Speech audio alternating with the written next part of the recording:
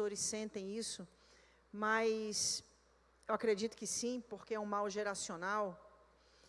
Da mesma proporção que muitas vezes nós estamos ganhando pessoas e vendo essas pessoas entrarem pela porta da frente, a gente também tem perdido pessoas saindo pela porta dos fundos.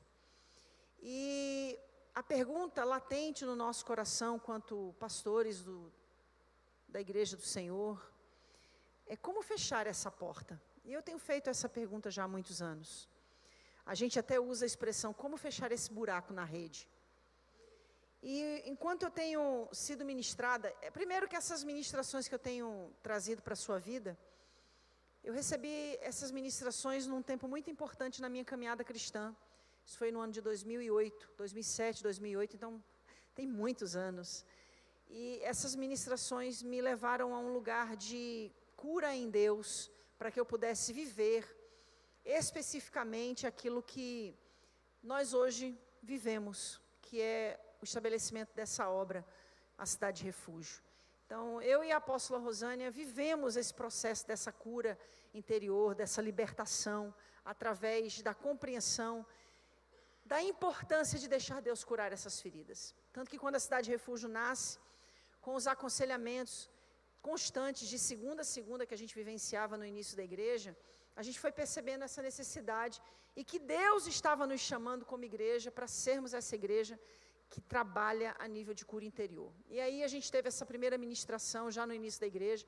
2017, de novo, a gente ministrou essa campanha.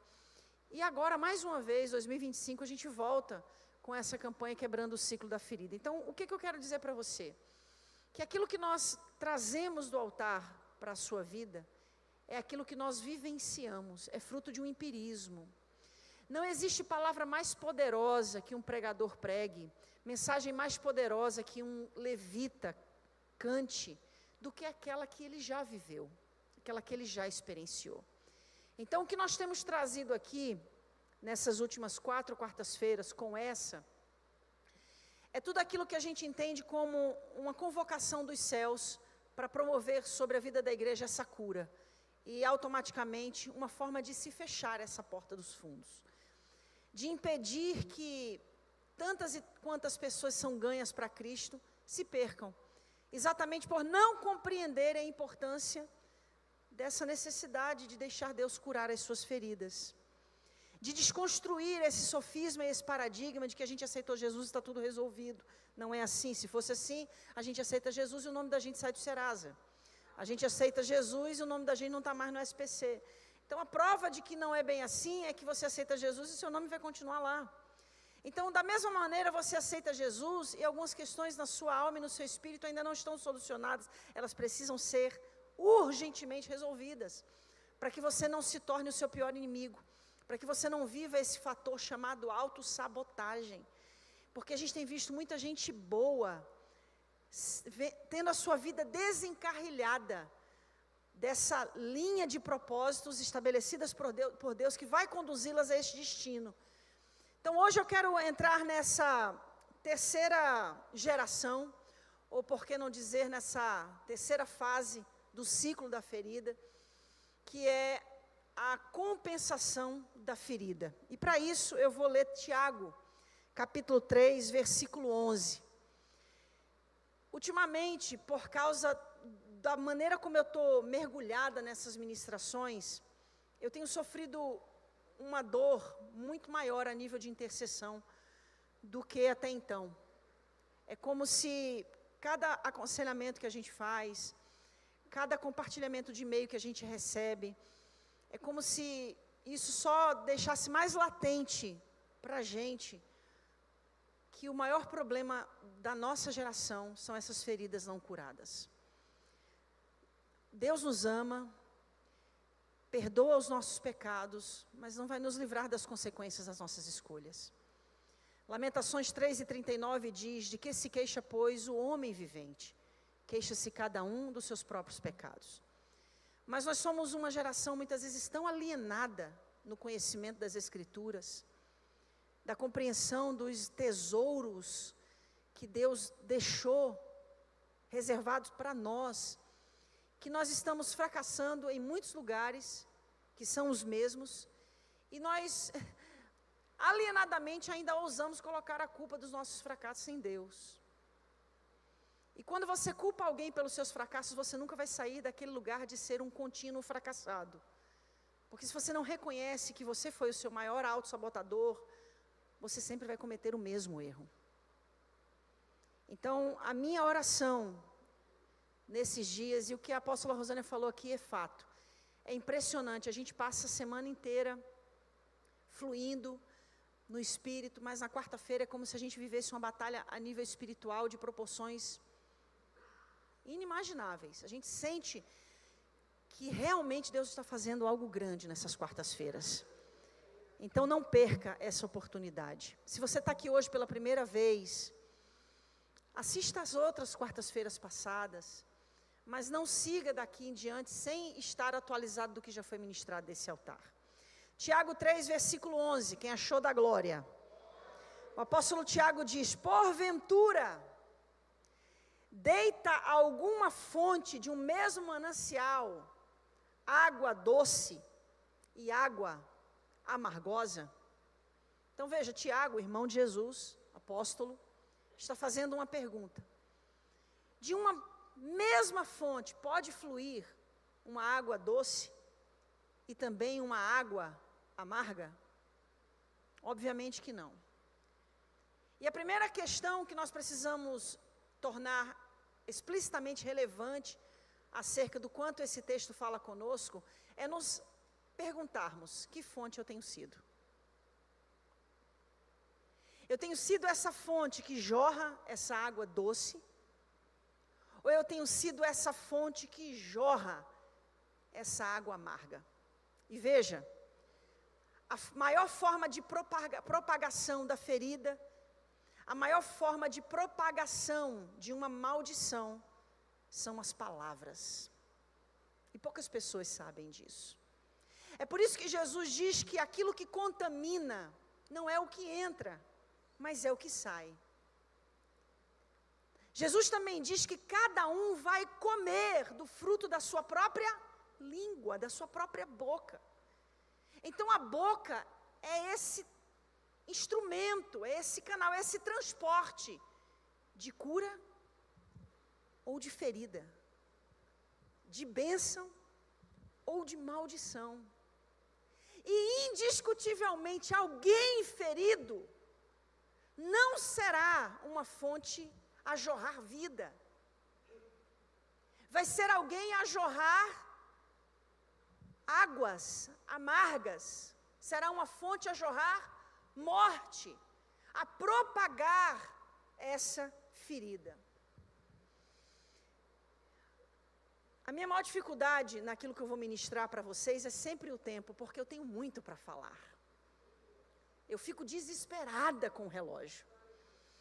Então, eu vou falar aquilo que eu conseguir, dentro da perspectiva desse tempo, com o maior anseio de que a sua vida seja alcançada por essas palavras de uma forma muito certeira. Que essas palavras hoje sejam um bisturi, operando a sua alma, operando o seu espírito de uma forma precisa. Veja, em Provérbios 30, versículo 11 a 14, está o contexto deste ciclo, desta maldição. Diz assim: há uma geração que amaldiçoa a seu pai, e que não bendiz a sua mãe. Primeiro ciclo, primeiro estágio, abertura da ferida. Há uma geração que é pura aos seus próprios olhos, mas que nunca foi lavada da sua imundícia. Segundo estágio, espiritualização. Há uma geração cujos olhos são altivos, e as suas pálpebras são sempre levantadas. Terceiro estágio, compensação. Há uma geração cujos dentes são espadas, e cujas queixadas são facas, para consumirem da terra os aflitos e os necessitados dentre os homens.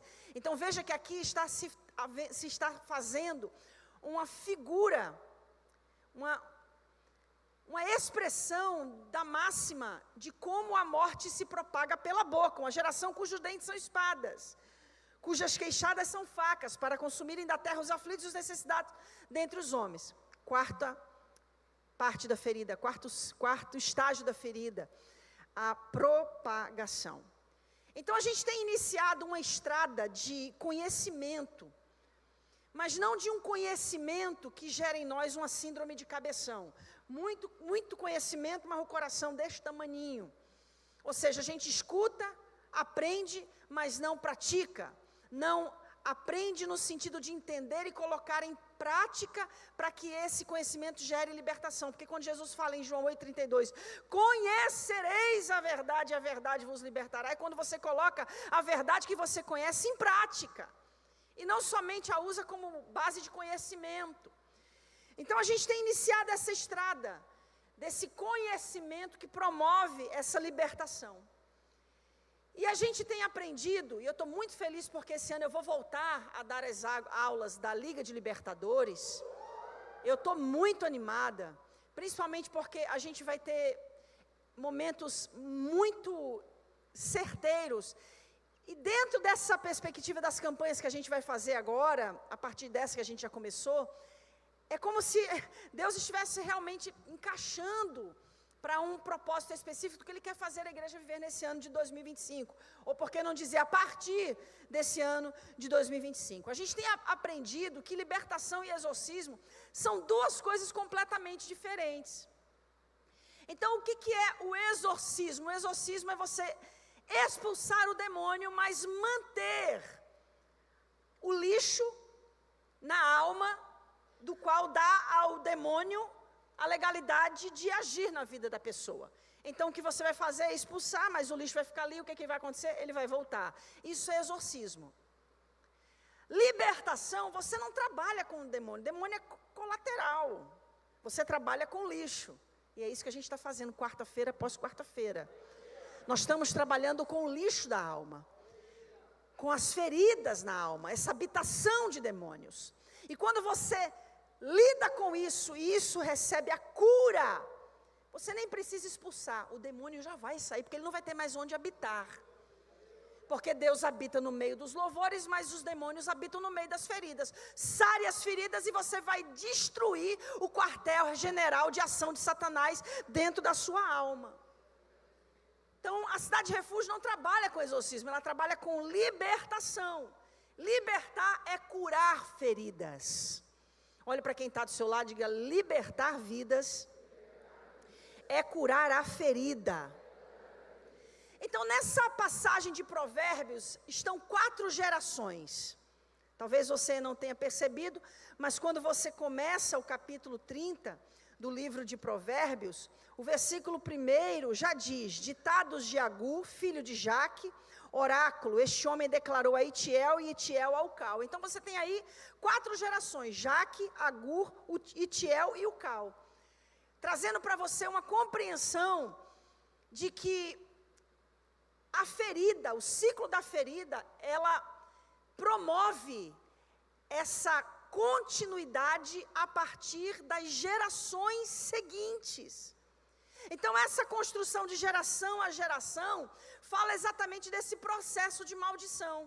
Então você tem um pai alcoólatra que espanca a mulher, espanca os filhos crescem com esse sentimento de inferioridade, de abuso psicológico, de violência doméstica, da rejeição por parte do pai, e aí o filho responde essa situação que vivenciou durante toda a sua infância, parte da sua adolescência, com a falta de perdão gera rebelião, e aí se abre a ferida, primeiro estágio, isso é espiritualizado, e depois isso é compensado e é propagado, e aí tudo aquilo que aquele filho sofreu a vida inteira com o pai e que fazia o que ele odiasse literalmente o pai pelo sofrimento que promoveu a sua mãe e aos seus irmãos, por ele não perdoar, e é essa a intenção de Satanás, o que vai acontecer? Aquilo que ele mais temia, ele vai replicar.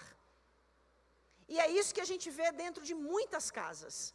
Pessoas que foram abusadas se tornando abusadores, pessoas que foram vítimas de violência se tornando violentos, pessoas que foram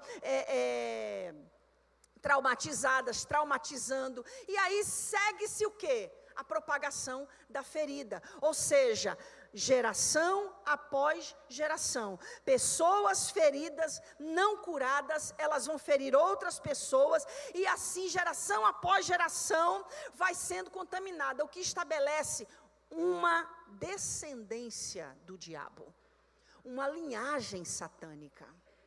Gente, isso é muito sério. Isso é algo muito forte. Então, toda pessoa que está sustentando pensamentos, veja bem, que fazem com que ela seja alguém resistente às verdades das Escrituras, sabe tudo aquilo que a gente está há anos tentando te ensinar, e há anos você está duvidando, você está questionando, você está dizendo que não concorda. Aí não estou falando a nível de visão, eu estou falando a nível de doutrina. E doutrina não é uso e costume, porque na igreja A pode mulher usar calça, mas não pode usar, usa saia, mas não pode usar calça. Mas na igreja B não tem problema mulher usar saia e calça. Isso é uso e costume. Ou seja, muda de igreja para igreja. Tem igreja que homem não pode nem usar barba. Tem igreja que já tem homem barbudo, pastor barbudo, cabeludo. Então isso é uso e costume, mas doutrina não. Doutrina é aquilo que é estabelecido.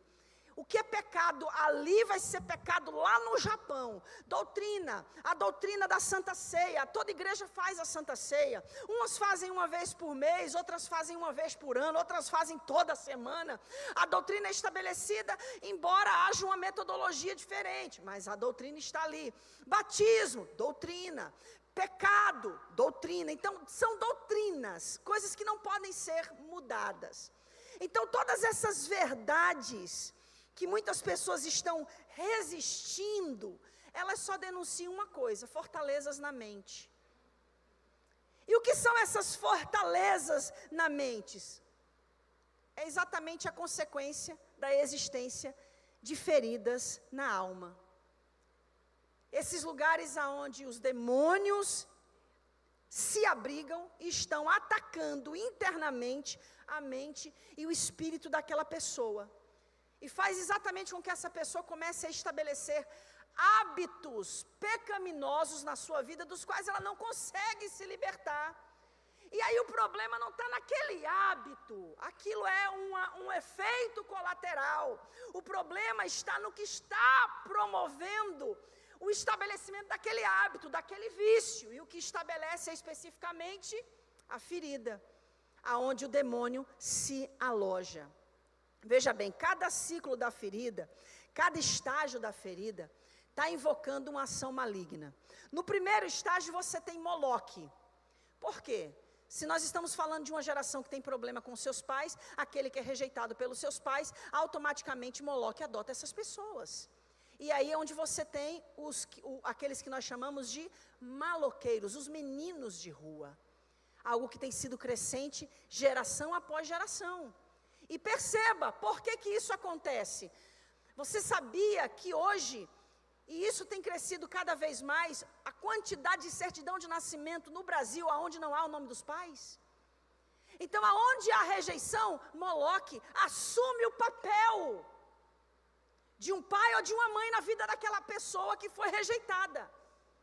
Veja bem, na segunda parte da ferida, no segundo estágio da ferida, a espiritualização da ferida, nós temos o Deus deste século. E Paulo diz em 2 Coríntios, capítulo 4, versículo 4, que o Deus deste século cegou o entendimento dos homens, para que não lhes resplandeça a luz do evangelho da glória de nosso Senhor Jesus Cristo. Olha só, são pessoas que por causa dessa espiritualização não conseguem reconhecer a sua ferida. Não admitem que essa ferida existe. Estão cegos para a sua autocondição. No terceiro estágio da ferida, que é a compensação da ferida, está Baal-Zebub, que é esse senhor das moscas. E por que Baal-Zebub? Porque a ferida que foi aberta, a ferida que foi espiritualizada, não foi tratada, o que ela vai acontecer? Ela vai infeccionar. Infeccionou, vem as moscas. Então, no terceiro estágio da ferida, a gente tem essa provocação do orgulho ferido, gerando competitividade. Toda pessoa que está nesse terceiro estágio da ferida, a maior característica dessas pessoas é o orgulho ferido, que gera nelas um espírito terrível de competitividade. Aonde elas estiverem, no casamento elas são competitivas, nas amizades elas são competitivas, na empresa elas são competitivas, na igreja ela é competitiva, no trânsito ela é competitiva. Ela está sempre movida por uma necessidade de competir. No quarto estágio da ferida, que nós vamos falar na quarta-feira que vem, o espírito que atua é o espírito de morte. Por quê? A propagação da ferida. E aonde você tem esse espírito operando de forma extravagante. Através do quê? Através do esquema da difamação e da maledicência. A boca que propaga a morte. Mas nós vamos falar sobre isso só semana que vem. Já são 9h06, preciso já ir para a metade, para o final da mensagem. Nós vamos falar hoje sobre o terceiro estágio da ferida. Estão comigo? Estão compreendendo? Então, esse momento em que a pessoa se encontra nesse terceiro estágio da ferida, é quando ela começa a lidar com a ferida como se ela não existisse. E isso ela faz, obviamente, porque como espiritualizou, negou a existência, essa negação não vai inibir o fato de que a ferida existe, mas ela precisa de alguma forma compensar, porque toda ferida gera dor. Então, como é que vai se compensar aquela ferida que você nega que ela está ali, presente? Então, nesse processo de compensação, espalha-se ainda um processo mais profundo de inflamação, de infecção. Gente, preste atenção no que eu vou falar para você. A dinâmica do reino de Deus é curar feridas. A dinâmica do inferno é manter as pessoas feridas. Olha para quem está do seu lado e diga: a dinâmica do reino de Deus é curar a ferida. A dinâmica do inferno é manter as pessoas feridas. Aí a primeira coisa que você pergunta: mas como é que a dinâmica do reino de Deus pode entrar em ação na minha vida, me levando para esse lugar de cura? Só existe uma forma no reino de Deus para que a gente alcance cura. É através da transparência. A cura, ela vem a partir do momento em que você traz à luz a existência da ferida. O momento em que você traz à luz toda a área na sua vida que está debaixo de reprovação. Toda a área na sua vida que está debaixo de fracasso e de derrota. Eu quero ler aqui uma passagem que muitas vezes a gente usa de uma forma errada. 1 João capítulo 1, versículo 7 e 9. Todo crente usa essa passagem de uma forma errada. Mas, se andarmos na luz como Ele na luz está, temos comunhão uns com os outros, e o sangue de Jesus Cristo, seu Filho, nos purifica de todo o pecado. Se dissermos que não temos pecado, enganamo-nos a nós mesmos, e não há verdade em nós. Se confessarmos os nossos pecados, Ele é fiel e justo para nos perdoar os pecados e nos purificar de toda injustiça. O que a maioria de nós usa erroneamente aqui desse contexto? Não, o sangue de Jesus me purifica de todo pecado. É verdade, o sangue de Jesus te purifica de todo pecado que você confessa. De todo pecado que você traz à luz. O pecado que está oculto, o pecado que está escondido, porque o texto é claro: se andarmos na luz, como Ele na luz está, e termos comunhão uns com os outros, o sangue de Jesus Cristo, seu Filho, nos purifica de todo o pecado. Então não adianta você dizer que o sangue de Jesus te purifica de todo o pecado, se existem áreas na sua vida onde existem pecados ocultos. Tudo que está no oculto está na legalidade, na jurisdição do diabo. Tudo, indiscutivelmente. O sangue de Jesus perdoa e purifica onde há confissão, onde a gente tira da escuridão e traz para a luz. Você não tem noção, mas a tua libertação não começa na hora que você vai fazer uma renúncia congregacional, uma renúncia pessoal. Inclusive, fazer isso de uma forma descomprometida com a palavra é loucura. Porque aquilo que saiu, se ainda tiver ferida ali, lugar de habitação, ele ainda consegue trazer consigo mais 7. A sua libertação, ela começa quando você traz à luz tudo aquilo que está escondido na sua vida. Eu me recordo, bem no início da Cidade Refúgio, no curso da Liga de Libertadores, que uma pessoa me procurou com muito problema na área financeira. Ganhava bem, mas não conseguia prosperar. Tudo que ganhava, saía. Né? Era uma dinheiro réia, né? Entrava e saía, né? Entrava e saía. Aí, ele veio conversar comigo, pastor, eu não sei o que eu faço. Eu sou dizimista, olha só. Eu sou ofertante. Sou muito certinho, tudo que eu ganho eu dizimo, tudo que eu ganho eu oferto. Mas eu não prospero. Eu falei, olha, tem alguma coisa errada aí na sua vida. Para e pensa se tem alguma área da sua vida com pecado escondido na área de roubo. Não demorou muito. Semana seguinte ele me procurou. Quando eu trabalhava no lugar tal, há uns 15 anos atrás, pastora, eu tirava dinheiro do caixa de onde eu trabalhava, eu roubava o meu patrão. Ah, minha irmã, naquela hora ali o Satanás saiu voado, porque ele tirou da escuridão a legalidade que o diabo tinha. O que é que Deus quer fazer com você nessa quarta-feira? Escuta, não é sobre esse bonitinho coração mergulhado na água. Isso aqui é um ato profético para fazer você entender o que você precisa fazer.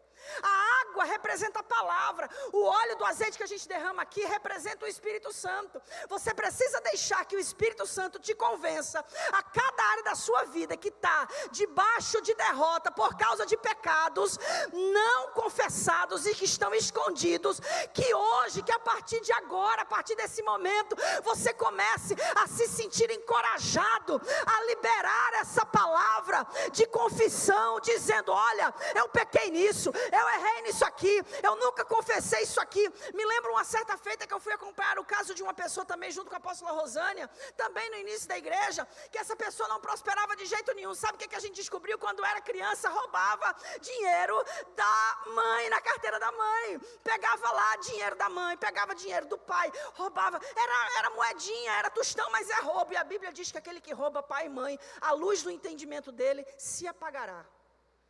Pessoas que não têm discernimento. Às vezes tem um dinheiro na mão, não sabe o que fazer, não sabe o que investir, tudo que faz não dá certo, falta de entendimento, discernimento. Por quê? Roubou pai e mãe, meu irmão, na infância. Tem muita coisa na sua vida que pode estar amarrada, porque você está achando que o tempo resolve as coisas. Tempo não resolve nada, o que resolve é trazer à luz o que está escondido. Confesse, confesse, traga à luz. Uma ferida, quanto mais infeccionada, mais ela será uma fonte poderosa de inspiração e de motivação contaminada. E aí você tem um monte de gente que faz a obra, exerce ministério, mas está fazendo com a motivação errada. Veja bem, isso é muito sério. E essa infecção traduz exatamente esse terceiro estágio da ferida, que é a compensação. Então vamos lá, eu tenho mais alguns minutos para a gente entrar dentro desse processo, no parâmetro bíblico. Provérbios 30, versículo 13. Há uma geração cujos olhos são altivos e cujas pálpebras são levantadas para cima. Então essa geração fala exatamente de pessoas movidas pelo orgulho. E como são movidas por orgulho, estão sempre nesse lugar de contínua competitividade. E aqui está a resposta para essa epidemia de igrejas divididas. E aí eu não estou falando somente do contexto da Cidade Refúgio, sai um pouquinho da caixa. Estou falando da realidade geracional. Cada esquina é uma igreja, e aí eu não tenho nada contra isso. que haja em cada esquina uma igreja, um Bradesco e um boteco, né? Como existe hoje em dia. A realidade é com que motivação aquela igreja existe. Aí você vê a razão dessa epidemia, da inconstância das ovelhas dentro das igrejas. Porque esse terceiro estágio da ferida fala de pessoas com olhos altivos, pálpebras levantadas para cima, pessoas que das maneiras mais terríveis para corresponder a essa compensação, estão tentando se projetar em cima de outras, ou se projetar diante das outras, porque essas pessoas estão sempre querendo provar que elas são melhores do que os outros. E isso, obviamente, é uma faceta desse terceiro estágio da ferida. Essas pessoas, na realidade, elas estão tentando transmitir uma imagem de si mesmas, além daquilo que elas verdadeiramente são.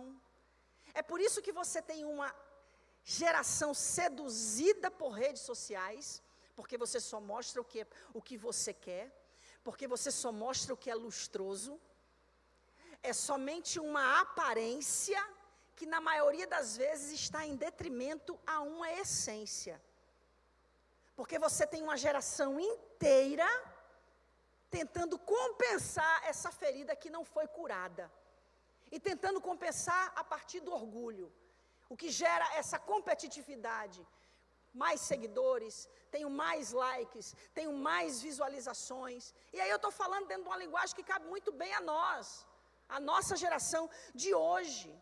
E, gente, isso aqui já é claramente esse processo da ferida. Em seu terceiro estágio. Agora veja bem, nessa fase da ferida, a pessoa começa a pensar que ela é predileta, inclusive de Deus. Fulano fez errado, Deus vai matar. Eu fiz errado, Deus me ama. Eu sou predileto. A gente se sente tão predileto que começou agora uma moda de duvidar da existência do inferno. Porque Deus é tanto amor que Deus não vai mandar a gente para o inferno. Vou pregar sobre isso domingo. Então veja bem o que eu estou querendo trazer para você entender. Esse estágio aqui é onde a pessoa começa a se sentir superior aos outros. Inclusive donos do mover de Deus. Não só acontece porque eu preguei. Só acontece porque eu cantei. Só aconteceu isso de manifestação porque era eu que estava na intercessão. Só aconteceu isso porque foi eu que estava na frente cuidando do evento. Então essa pessoa, ela começa a desenvolver essa mentalidade. E isso tudo é uma articulação para que ela possa lidar com aquela ferida que está sendo de alguma forma compensada através dessas atitudes. Então, nesse lugar, o que fica claro é que essas pessoas, elas estão sempre apontando defeito para aquilo que os outros fazem. É muito comum isso acontecer. Ou seja, né, ela sempre tem aquele discurso de que se estivesse no lugar daquele cantor, tinha dado um agudo melhor. Se tivesse no lugar daquele pregador, tinha ido por esse lado aqui, tinha dado melhor. Ah, não, porque se eu fosse o pastor daquela igreja, se eu fosse o pastor nessa igreja, ia ser diferente, ia ser melhor. Essas pessoas não verbalizam, mas no fundo elas se acham a última bolacha do pacote. Né? Para os mais antigos, a pólvora da bala que matou Odete Reutemann. Né? É o que essas pessoas se sentem. Então, como que esse estágio da ferida, da compensação, reflete nos relacionamentos? Que eu não quero falar só dentro do conceito da igreja, tá? Quero falar também dentro do conceito dos relacionamentos. Porque pessoas nesse estágio, isso vai afetar o casamento dessas pessoas, a amizade dessas pessoas, o trabalho dessas pessoas, o ambiente social onde essas pessoas estão, serão afetados. Porque essas pessoas, elas começam a ser potencialmente instrumentos de destruição. Elas começam a sacrificar outras pessoas. É onde a gente enxerga, por exemplo, o que Jesus fala na parábola do bom samaritano. A lei da selva, a lei do mais forte. aonde não importa quem você precisa sacrificar, você vai sacrificar para chegar aonde você quer. E infelizmente isso pode estar impetrado na vida de pastores à frente de igreja, de líderes na frente de departamento, de pessoas no exercício do seu ministério, de chefes em empresas, de pessoas dentro das suas empresas onde estão trabalhando no meio do seu trabalho, dentro do próprio casamento. É como se a pessoa estivesse num ringue constante, aonde ele tem que estar sempre a razão, aonde ela tem que estar sempre certa. Ou seja, pequenas situações já geram aquela situação de competitividade. Isso em qualquer situação. E aí, gente, a gente já sabe qual é o resultado. Nenhum relacionamento sobrevive a isso. Nenhum relacionamento. E aí você vê casamentos, igrejas, relacionamento entre amigos, empresas, sendo literalmente destruídas por essa competição e por esse orgulho. E a realidade é que ao longo de todos esses anos, nós temos visto essa história se repetir muitas vezes. Não só dentro do contexto da nossa igreja, mas a gente tem visto isso se repetir dentro do contexto de muitas outras igrejas. Você vê, Deus começa a trabalhar num determinado lugar através de um novo mover, e Deus é assim mesmo, Deus promove novos moveres, porque Deus é Deus de novidades. Deus não está engessado à nossa mentalidade, ao nosso entendimento. Então Ele, para não perder uma geração, Ele promove um novo mover para alcançar aquela geração. E Deus é lindo nisso, né? Meu Deus. E aí quando você vê esse novo mover acontecendo, grandes resultados que começam a acontecer com esses novos moveres de Deus. Só que a primeira coisa que esses novos moveres de Deus vão levantar são inimigos. Pessoas com orgulho ferido, que se sentem que deveriam estar encabeçando aquele mover, que deveria ser elas naquele lugar, deveria ser eles naquele lugar. E isso automaticamente já desencadeia um processo de fragmentação. Veja bem o quanto que isso é sério. Porque essas pessoas começam a crescer os olhos em ver a igreja crescendo, em se falar do crescimento da igreja. E a pessoa já pensa, mais membro, mais dízimo. E aí começa aquela competitividade entre igrejas, quem consegue roubar membro do outro. Porque a motivação não é boa, a motivação não é sadia. Essa motivação corrompida fica muito clara. E aí a gente já sabe que os resultados são extremamente negativos. Porque depois, as pessoas que se rebelaram, veja bem, porque isso aqui é muito importante a gente entender. Ou essas pessoas que se moveram sob esse aspecto e essa motivação corrompida, elas terminam rejeitando esse mover, quando na realidade o mover não tem culpa nenhuma. Terminam rejeitando a visão, quando na realidade a visão não tem culpa nenhuma. O problema está no terceiro estágio da ferida que a pessoa sustenta dentro de si, com seu orgulho ferido, que está gerando nela essa competitividade. Gente, isso é muito nítido. Sabe por quê? Porque aqueles que se rebelam estabelecem ministérios, veja bem. E é muito interessante, porque esses ministérios, que já é a igreja que saiu da igreja, são exatamente a réplica daquela visão e daquele mover que eles mesmos diziam que não concordavam. É unção do mês, é ano profético, é tudo igual. Tudo igual. E é tão interessante que a gente percebe que a motivação é somente uma: competitividade movida pelo orgulho ferido, gerando naquela pessoa um amargo desejo de poder. E aí você descobre, não era sobre a visão e não era sobre o mover, era sobre não ser aquela pessoa que estava sendo usada por Deus para fazer aquilo.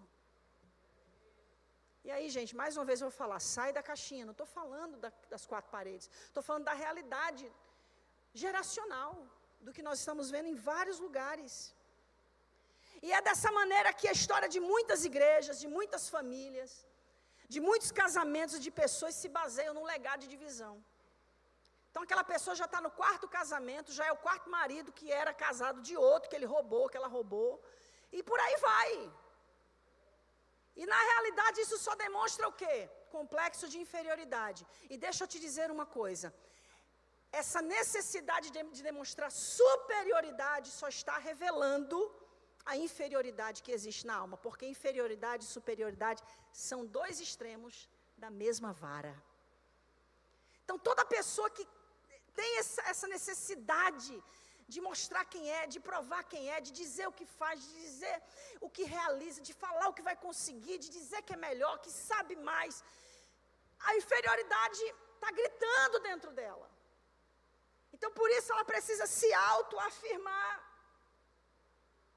E dentro do contexto da igreja, você tem aquela igreja que já é a divisão da divisão, da divisão, da divisão, da divisão, da divisão, da divisão, que se dividiu.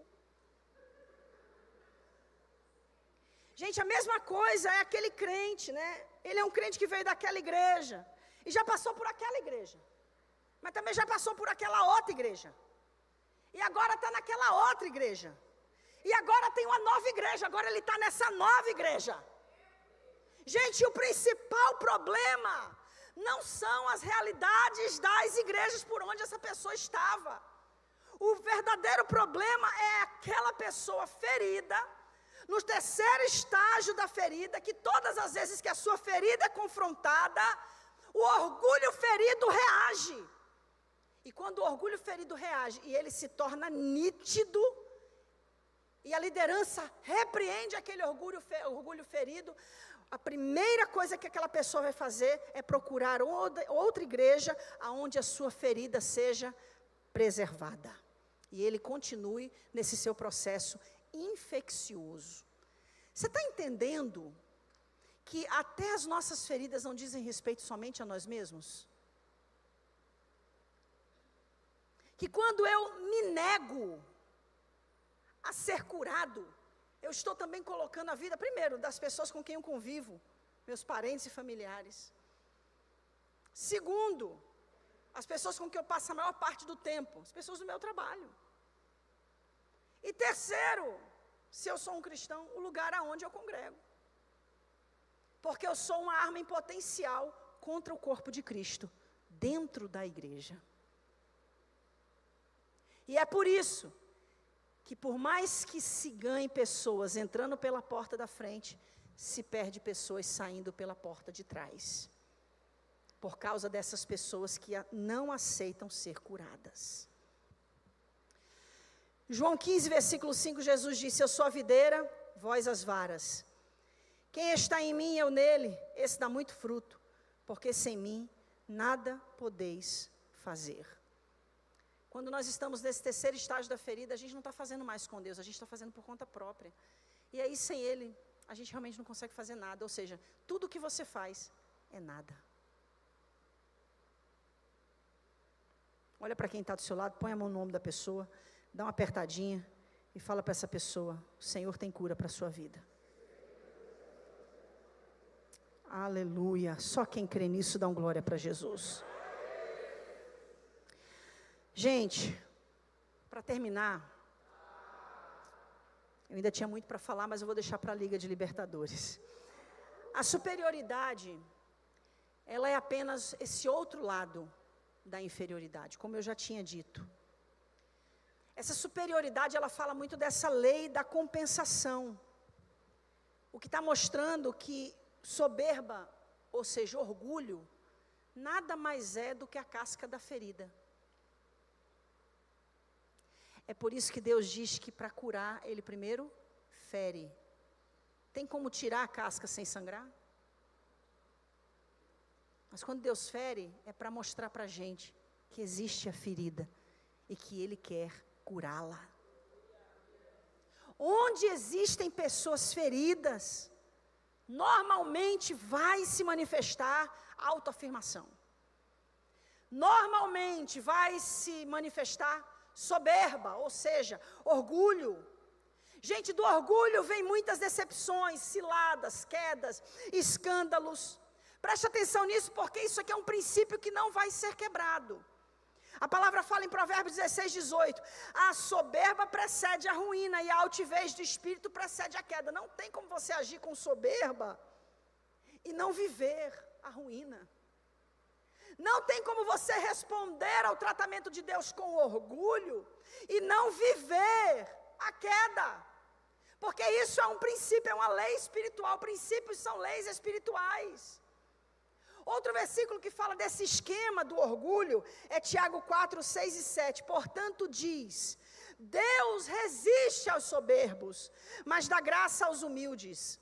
Sujeitai-vos, pois, a Deus, resisti ao diabo e ele fugirá de vós. Olha que palavra poderosa dentro desse contexto que a gente está compreendendo. Resistir a Deus, ou seja, fazer com que Deus nos resista, é porque nós estamos agindo com orgulho, com soberba, impedindo que Ele nos leve a esse lugar de cura. Quantas vezes Deus já tentou te curar e você saiu de um relacionamento? Quantas vezes Deus tentou te curar e você saiu da igreja? Quantas vezes Deus tentou te curar e você abandonou uma amizade, pessoas que falam a verdade para você com amor? Quantas vezes Deus tentou te curar e você simplesmente rejeitou o cajado dos teus pais? Quantas vezes, e aí óbvio, eu não estou falando dentro desse contexto da nossa sexualidade, eu estou falando de palavras mesmo de instrução, de palavras mesmo de cura para a nossa vida, de preservação. Mas aquelas rejeições, aquelas feridas, essa compensação, não permitiu que a gente enxergasse muitas vezes isso. Veja bem, não tem outro efeito colateral que a competição provoque, que não seja a divisão. Toda competição vai levar à divisão. É aqui que a autoridade da igreja é drasticamente ferida, drasticamente subtraída. Porque aquela pessoa que está nesse terceiro estágio da ferida, ela tem uma visão da vida literalmente binoculada. Tudo para ela é um jogo. Tudo para essa pessoa é uma arena. Ela enxerga todas as outras pessoas como competidores. E mais uma vez eu digo, isso tem acontecido dentro do contexto do casamento. Pessoas que estão lidando com os seus cônjuges como se fossem seus opositores, seus inimigos. E aí eu já quero fazer um convite, dia 1º de fevereiro. Nós vamos ter nosso primeiro encontro de casais do ano, vão ser 4 o ano inteiro. Os 3 primeiros vai ser aberto para toda a igreja, você pode vir. Vai ter aí o link de inscrição, você vai se inscrever. Só o último, que é num hotel. Mas os outros 3 vão ser aqui na igreja. Pastora, eu não sou casada, está namorando, vem. Para tu não fazer outra burrada na tua vida, vem. Pra você entender o que é relacionamento, o que é casamento.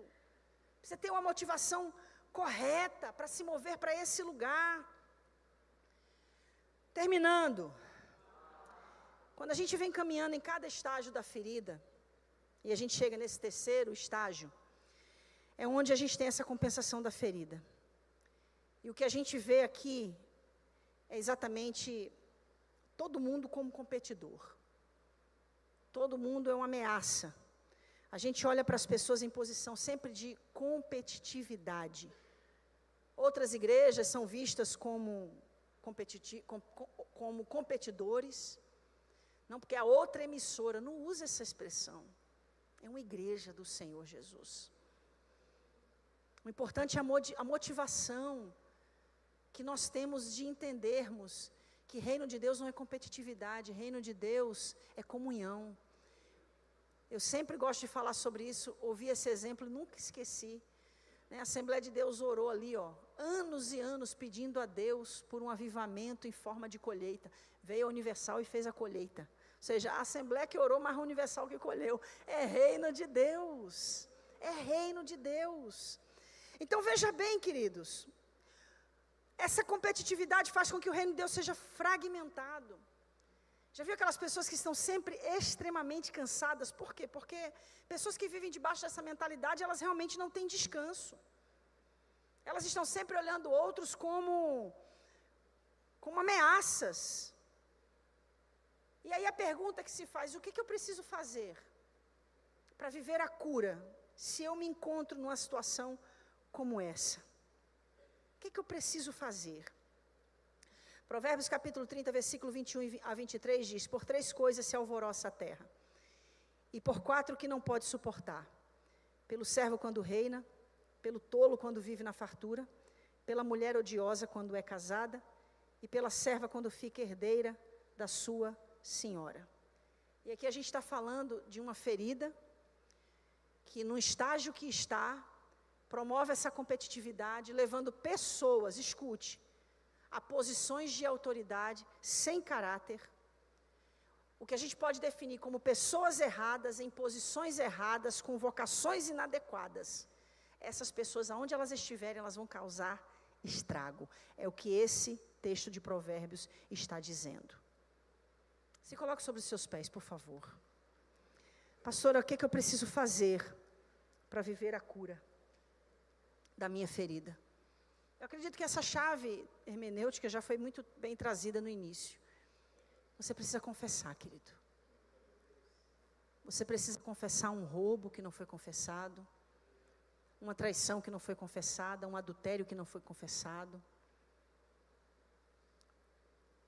uma maledicência que não foi confessada, uma difamação de alguém que não foi confessada. Você precisa trazer à luz, você precisa tirar isso das mãos de Satanás. E essa parte é a parte mais difícil. Por quê?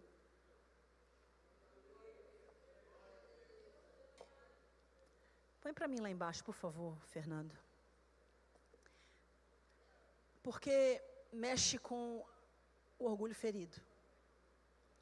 Essa necessidade de demonstrar superioridade, ela precisa ser combatida com a verdade que demonstra áreas das nossas vidas que estão debaixo de fracasso.